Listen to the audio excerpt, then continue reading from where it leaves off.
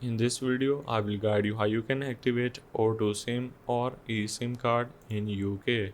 So first of all, you just gonna need to open up your dial, and if you have a physical SIM card, you can simply place the O2 SIM card into your phone, and then you need to make sure to restart your device, and then your SIM should activate automatically within a few minutes.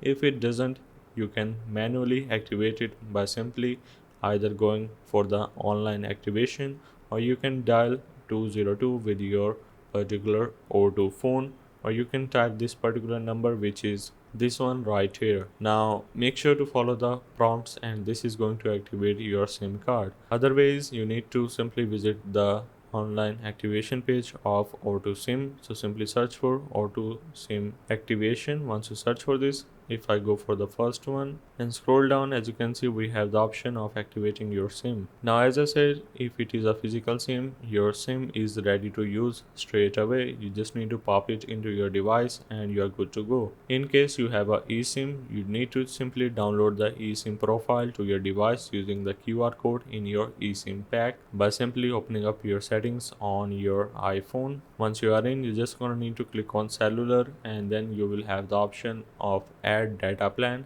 and then you just need to scan the QR code provided in your eSIM pack.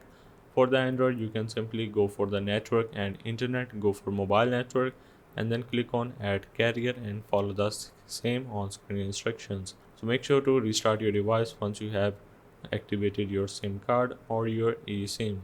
So that's the way of how you can activate O2 SIM or eSIM card in UK.